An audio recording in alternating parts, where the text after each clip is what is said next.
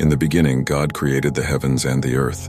The earth was without form and void, and darkness covered the face of the deep. The Spirit of God hovered over the waters, and with a word light sprang forth, separating day from night. God spoke again, dividing the waters and revealing dry land. He called the expanse of heavens sky, and the dry ground earth, and saw that it was good. Next, God filled the earth with vegetation, plants bearing seed and fruit trees of every kind. The land teemed with life at His command. God set lights in the sky, a greater light to rule the day and lesser light to rule the night, and scattered the stars across the expanse. Creatures filled the seas and birds took flight through the air, all brought to life by the breath of God. Finally, God formed man from the dust and breathed life into his nostrils. This first man was named Adam, and God gave him dominion over all the earth. God planted a garden in Eden, lush with plants and flowing with rivers. In the center, He placed two special trees, the tree of life and the tree of the knowledge of good and evil. God placed Adam in the garden to work and keep it, permitting him to eat from any tree except the tree of knowledge, warning that eating of it would bring certain death. God declared it was not good for man to be alone, so He caused Adam to fall into a deep sleep, took one of his ribs and fashioned it into a woman. Adam named her Eve, for she would be the mother of all the living. The man and his wife were naked and unashamed, walking in perfect fellowship with their Creator. Now the serpent was craftier than any beast, and he approached Eve, asking if God really said not to eat of any tree in the garden. Eve corrected him, clarifying that only the tree of knowledge was forbidden, lest they die. The serpent deceived her, arguing they would not die, but their eyes would be opened to know good and evil, becoming like God. The fruit looked delightful and desirable to Eve, so she took some and ate, then gave it to Adam, who also ate. Their eyes were opened, and for the first time they knew they were naked. In shame they sewed fig leaves together to cover themselves. When they heard God walking in the garden, the man and his wife hid among the trees. God called to Adam, asking where he was. Adam admitted he was hiding, afraid because of his nakedness. God questioned how he knew he was naked, realizing they had eaten from the forbidden tree. Adam blamed Eve for giving him the fruit, and Eve blamed the serpent for deceiving her. God pronounced judgment. The serpent was cursed above all animals to crawl on its belly and eat dust. Enmity would exist between the woman and serpent. Eve would have pain in childbirth, and her husband would rule over her. The ground was cursed, producing thorns and requiring painful toil to yield food. Man, formed from dust, would return to dust through death. God made garments of skin to clothe Adam and Eve, then banished them from Eden, placing cherubim and a flaming sword to guard the way to the tree of life. The flood and God's covenant. With Noah. After the fall, Adam and Eve bore children, and the human race spread across the earth. With the increase of humanity came an increase of wickedness and violence. Every intention of man's heart was continually evil, grieving God and filling him with regret for ever creating mankind. But one man named Noah found favor in God's sight. He was a righteous man who walked faithfully with God in a corrupt generation. God revealed to Noah His plan to destroy all flesh with a flood, and instructed him to build an ark to preserve his family and representatives of every animal. Noah obeyed, constructing a massive ark according to God's specifications, and brought aboard his wife, his 3 sons and their wives, along with pairs of every creature after their kind. For 40 days and nights the fountains of the deep burst open and the windows of heaven poured out rain, lifting the ark high above the earth. The waters prevailed, covering even the highest mountains, and all flesh perished except those safely within the ark. God remembered Noah and made a wind blow over the earth, steadily evaporating the water. The ark came to rest on the mountains of Ararat, and Noah sent out a dove which returned with an olive leaf, signifying dry ground. God instructed Noah to emerge from the ark with his family and all the creatures. Noah built an altar and made sacrifices, and God was pleased. God blessed Noah and his sons and gave them dominion over all the earth, putting the fear of man into every creature. He established a covenant with Noah and all living things, promising never again to destroy the earth with a flood, and setting the rainbow in the clouds as a sign of this everlasting covenant. Noah planted a vineyard, crafted wine, and became drunk in his tent. Ham, one of Noah's sons, saw his father's nakedness and told his brothers, but Shem and Japheth respectfully covered their father without looking upon him. When Noah awoke, he blessed Shem and Japheth but cursed Canaan, the son of Ham. Noah lived 950 years, and his sons spread out, giving rise to the nations after the flood. The call of Abraham and God's promise. Many generations after the flood, God spoke to a man named Abram, instructing him to leave his country and relatives to journey to an unknown land God would reveal. God promised to bless Abram, make his name great, bless those who blessed him, curse those who treated him with contempt, and ultimately bless all the families of the earth through him. Although Abram was already 75 years old and married to a barren wife named Sarai, he obeyed God, departing with Sarai and his nephew Lot to the land of Canaan. God appeared to Abram, promising to give this land to his offspring. Abram built altars and called on the name of the Lord as he journeyed. When famine struck the land, Abram sojourned to Egypt, fearing the Egyptians would kill him to take his beautiful wife.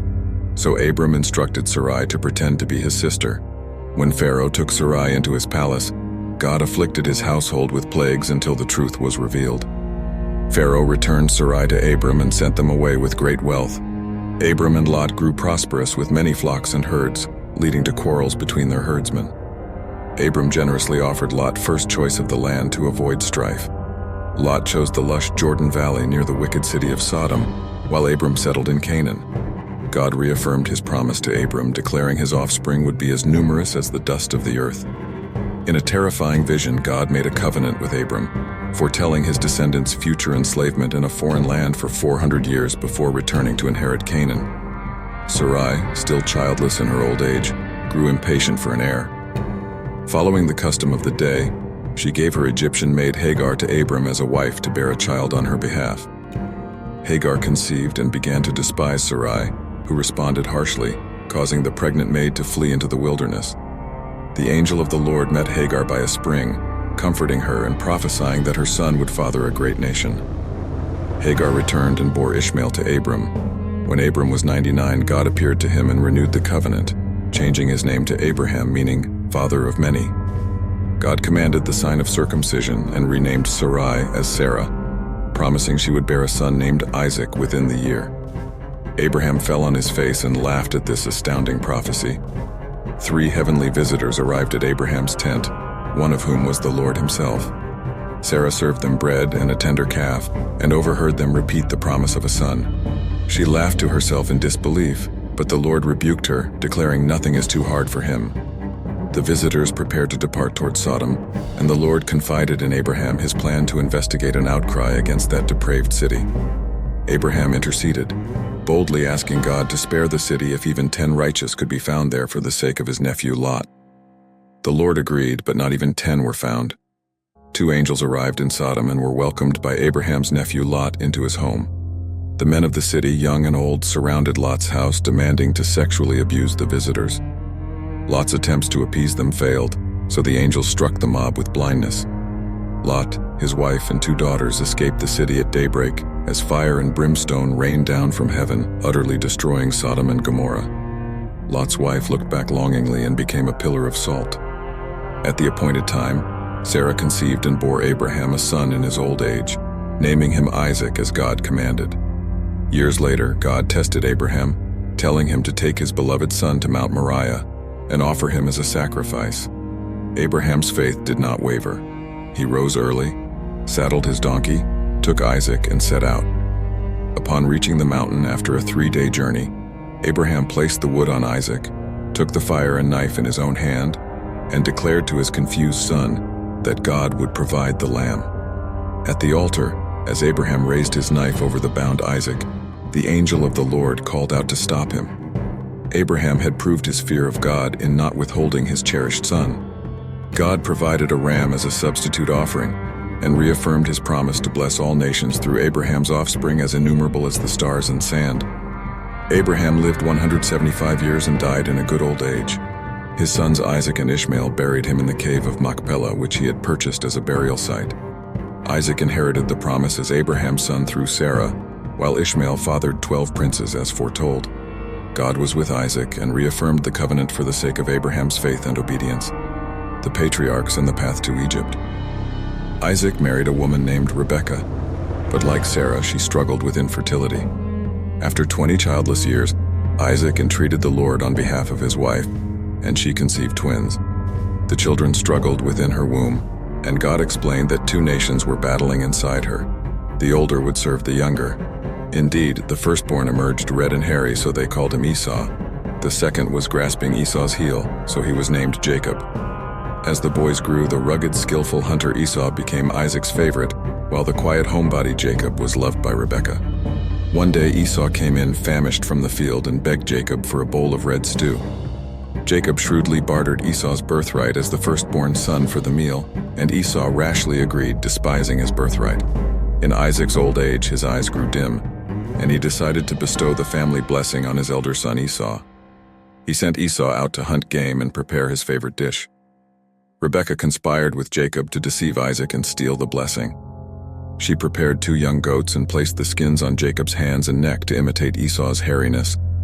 Disguised and bearing the savory food, Jacob approached his blind father and presented himself as Esau.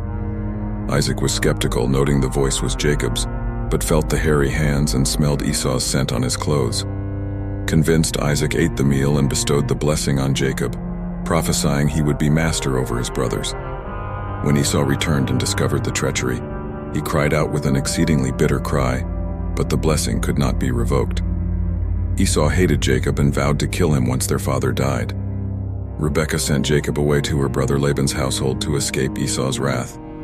Along the journey, Jacob dreamed of a stairway reaching to heaven with angels ascending and descending. The Lord appeared and reaffirmed the covenant promises to him. Jacob set up a pillar, poured oil on it, and named the place Bethel, vowing to give God 1/10 of all he received. Jacob arrived at his uncle Laban's home and fell in love with his younger daughter Rachel. He agreed to work 7 years for Laban to earn Rachel's hand in marriage. But after the wedding, Jacob awoke to find he had been tricked into marrying her older sister Leah instead. Laban justified the deception, noting it was improper to marry off a younger daughter first, but offered Rachel as well in exchange for another 7 years' labor. Jacob favored Rachel, but the Lord saw Leah was unloved and blessed her womb. She bore 4 sons, Reuben, Simeon, Levi, and Judah. Rachel remained barren, so in desperation she gave Jacob her maid Bilhah, who bore Dan and Naphtali. Leah then gave her maid Zilpah to Jacob, and she bore Gad and Asher. Leah conceived again, bearing Issachar, Zebulun, and a daughter Dinah. Finally, God remembered Rachel and opened her womb, giving her a son she named Joseph. After Joseph's birth, Jacob asked Laban to release him to return to Canaan. But Laban, who had grown wealthy through Jacob's service, offered to pay wages of his choosing. Jacob proposed he would keep any speckled or spotted sheep and goats born into the flocks as his payment. Laban agreed, but secretly removed all the colored animals, leaving only white flocks under Jacob's care. Jacob used selective breeding to produce striped, speckled, and spotted offspring, growing his own herds. This continued until Laban and his sons resented Jacob's prosperity. God told Jacob to return to the land of his fathers, and he would be with him. Jacob set out with his wives, children, and flocks, unaware Rachel had stolen Laban's household idols. Laban pursued them, angry over the theft, but God warned him not to say anything good or bad to Jacob. They set up a pillar of stones as a witness, sealing a covenant not to harm one another, and Laban returned home. As Jacob neared Canaan, he sent messengers ahead to Esau, hoping to appease him with gifts from his abundance.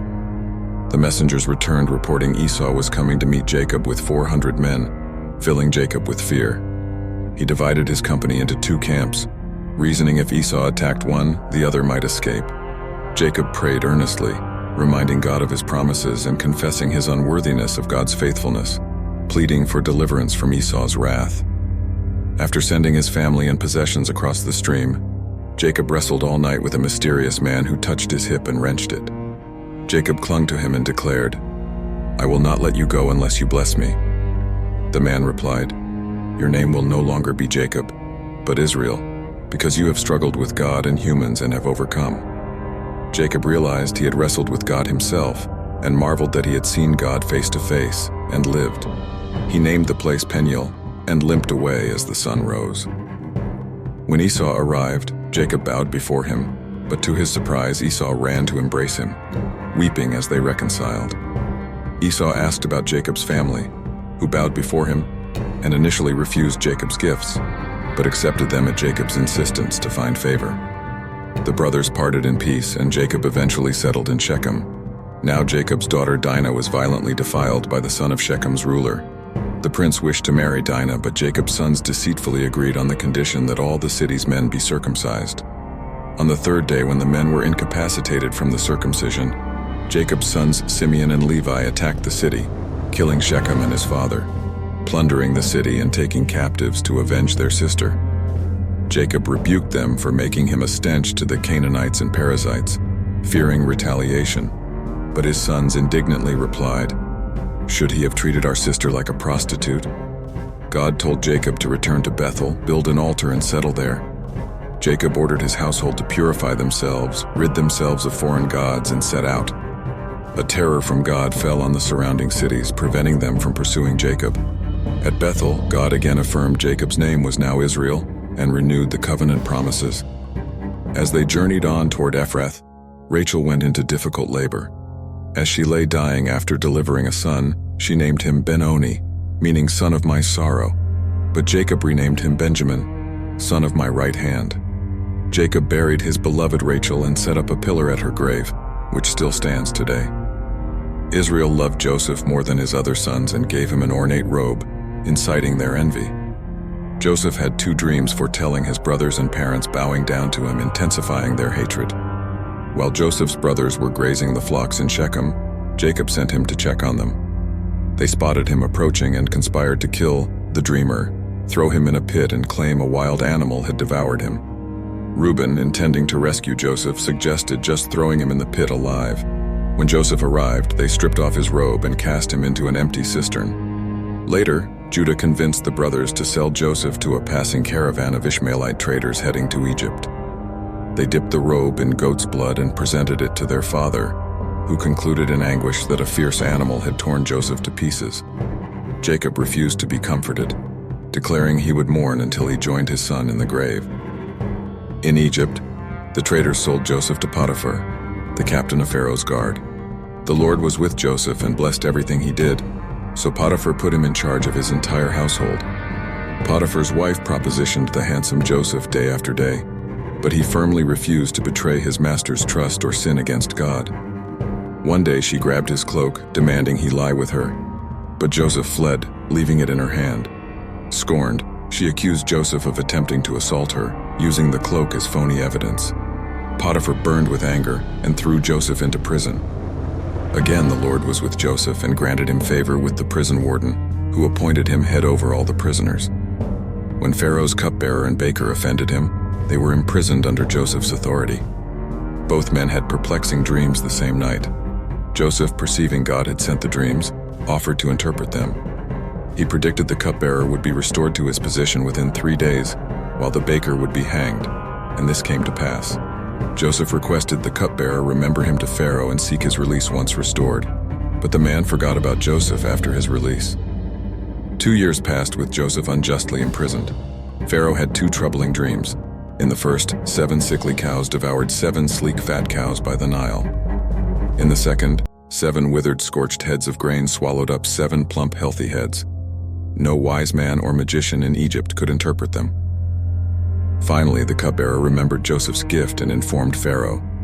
Joseph was brought hastily from the dungeon, shaved and changed clothes, then presented before Pharaoh. Joseph deflected Pharaoh's praise of his abilities, insisting God would provide the interpretation for Pharaoh's welfare. Joseph explained the 2 dreams were: 1, God was foretelling 7 years of abundance in Egypt, followed by 7 years of severe famine. He advised Pharaoh to appoint a wise, discerning leader to oversee the collection of 1/5 of the harvest during the years of plenty to sustain the nation through the famine. Pharaoh recognized God's spirit in Joseph and declared no one was as discerning and wise as him. He set Joseph over all of Egypt, second only to himself, arraying him in fine linen and gold. He gave Joseph an Egyptian name and wife, the daughter of a priest. Joseph was 30 years old when he entered Pharaoh's service and gained authority over the whole land. Just as revealed, 7 years of plenty filled the storehouses to overflowing, and Joseph's wife Asenath bore 2 sons, Manasseh and Ephraim. Then the famine struck, spreading over all the earth, but only in Egypt was there grain. Joseph opened the storehouses and sold food to the Egyptians and foreigners who streamed in from everywhere. The famine also ravaged Canaan, so Jacob sent his sons to Egypt to purchase grain, keeping only Benjamin at home. Joseph recognized his brothers when they arrived, but they did not recognize him. He began testing them, accusing them of being spies and demanding they prove their story by bringing their youngest brother to him. Simeon was detained as a hostage. Speaking through an interpreter, Joseph overheard his brothers acknowledge this calamity had come upon them for their cruelty to Joseph years ago despite his desperate pleas. They took grain and provisions for their journey, plus the silver they had paid, secretly returned to their sacks by Joseph. The brothers returned and recounted the strange ordeal to Jacob, who grieved at the thought of releasing Benjamin to the Egyptian ruler. Only when supplies ran out and Judah personally guaranteed Benjamin's safety did Jacob relent. The brothers took double the silver plus gifts and set out again for Egypt with Benjamin. Upon seeing Benjamin, Joseph ordered a feast prepared and the brothers brought to his house. Terrified, they bowed before Joseph and tried to return the silver, but the steward assured them it had been received, and their God had blessed them with treasure. Simeon was released to them, and they were treated as honored guests. When Joseph arrived, they presented their gifts and bowed before him again. Seeing Benjamin, he was deeply moved and hurried out to weep privately. During the feast, Joseph had their silver returned to their sacks again, and his own silver cup placed in Benjamin's. After they departed the next day, he sent his steward after them to apprehend the thief. In dismay, the brothers returned and submitted themselves as Joseph's slaves. Judah stepped forward, recounting his father's anguish at the loss of his beloved son Joseph and his reluctance to part with Benjamin. He offered himself as a slave in Benjamin's place, asserting that losing Benjamin would surely bring his aged father to the grave in sorrow. Overcome with emotion, Joseph ordered the room cleared and wept so loudly the whole household heard. He declared to his astonished brothers, "I am Joseph, is my father still alive?" His brothers were speechless and dismayed, but he reassured them, explaining God had sent him ahead to preserve their lives and many others. He urged them to hurry back, bring their father and all their households to Egypt to survive the remaining 5 years of famine. They wept, embraced, and talked together. When news reached Pharaoh, he offered the best of Egypt to Joseph's family. The brothers returned to Canaan laden with provisions and told Jacob that Joseph was alive and ruling over Egypt. Jacob's spirit revived, and he declared it was enough that his son was alive. He would go see him before he died. Jacob's entire household, 70 persons including Joseph's family, migrated to Egypt.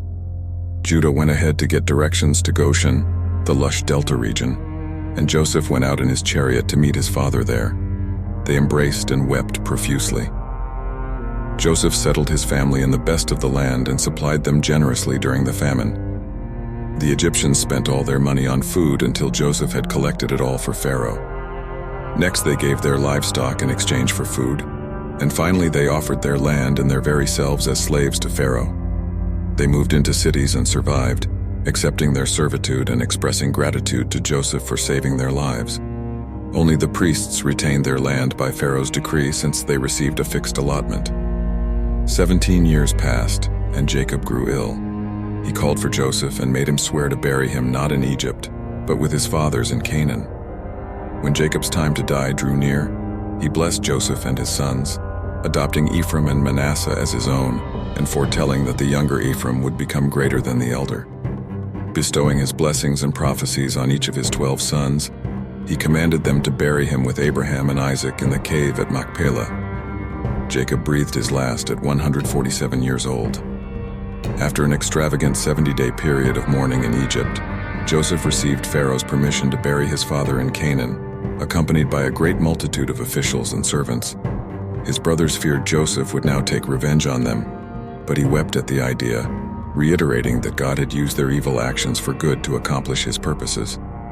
Joseph lived to see the third generation of Ephraim's children, and made the Israelites swear to carry his bones out of Egypt when God restored them to Canaan as promised. He died at 110 years old and was embalmed and placed in a coffin in Egypt. The offspring of Israel proliferated and filled the land, growing exceedingly numerous and mighty. When centuries had passed, a new king arose in Egypt who did not know of Joseph or his deeds. In fear of their sheer numbers, he oppressed the Israelites with brutal slave labor. But the more they were oppressed, the more they multiplied. The king decreed that every Hebrew son be thrown into the Nile River at birth, but the midwives let the boys live in reverence of God. An Israelite woman defied Pharaoh's order and hid her son for 3 months. When she could no longer conceal him, she placed him in a papyrus basket coated with tar and pitch and set it adrift in the Nile, trusting God to preserve the child through whom he would bring deliverance to his beleaguered people in a foreign land. A new and pivotal chapter in their epic story was poised to unfold.